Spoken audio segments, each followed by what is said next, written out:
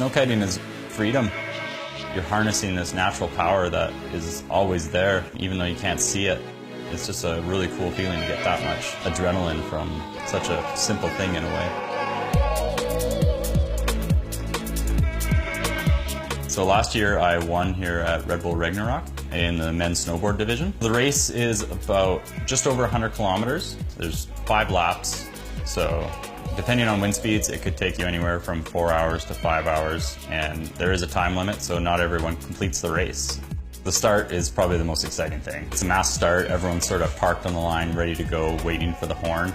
You got 350 kites around you, and you're trying not to get in a tangle. You just want to get out in front and away from any carnage that's going to happen. I did that on purpose.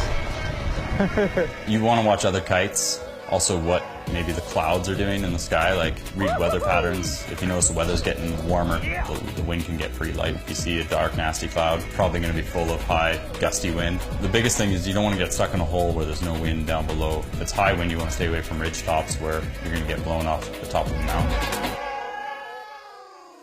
A lot of it is strategy and knowing wind directions and where you are and where the wind's coming from. You have to have really good navigational skills. You got mountains, rocks to navigate around. It makes it one of the hardest races. If you don't read it right, you could put yourself in a bad situation and cost you the race. Over the 5-hour race, something might not go your way, but you got to remember it's 5 hours and there's lots of time to maybe make up your mistake. You could accidentally crash your kite if you're not paying close enough attention to it. It could end up tangled.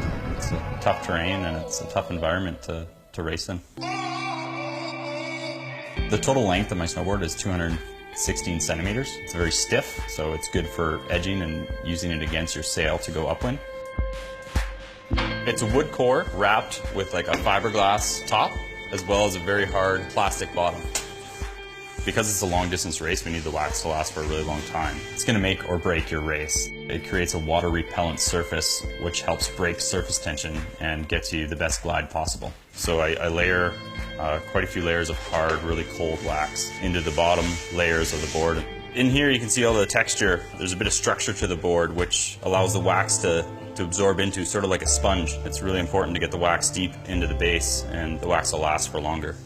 When the board becomes very dry, it tends to stick to the snow rather than move across it smoothly. That's very important when you want to go fast. The plates rotate and it allows you to use different muscles, and it mechanically allows you to get a better position on your board and maybe spread your weight evenly across the board. It's like doing a squat, like a low squat, and holding it for a long time, for about 5 hours straight. So having the ability to move your legs a little bit and have that freedom is definitely a game changer. You want to make sure your kite doesn't overpower you. You're always in control. If you're not in control, you're probably going to get too much speed in a direction you don't want. So in the lighter winds, you want a bigger kite, let's say about a 17 meter squared. And in the higher winds, 40 kilometers plus, you want to size down so you can manage the power in the kite. Each time you do a lap, there's an opportunity to change your kite at sort of like a pit stop area. You want to have all your kites laid out and ready to go. 2 of the lines on the kite are static lines. What they do is they hold all the tension and all the pull. And the other 2 lines on the kite, they control how much power you are getting out of the kite, as well as the direction the kite will fly. I'm gonna fly! Last year I actually sliced the line during the race, and I had to make an emergency repair. I had to react really fast and tie it and just pray my knot would hold. I've been kiting 6 years now. Every race I go to, I learn a little trick or something that I can change and make my performance better. You can break 100 kilometers an hour if you have the right snow surface and the right wind speeds. It's very, very fast sport. It's a little bit nail biting because you know if you have a train wreck, you're gonna end up in the hospital possibly.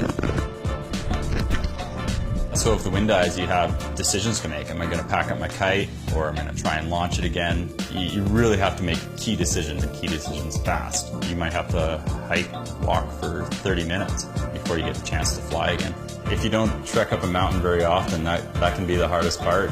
You want to make sure your kite's packed up properly, because if you do a sloppy job of it, you're going to be dealing with tangled spaghetti strings. If you don't have patience, you're going to blow up. It's a sport where you have to clear your head but you got to be aware. If you spend enough time with the equipment, it's second nature to do those things. So it's just time and practice that makes perfect.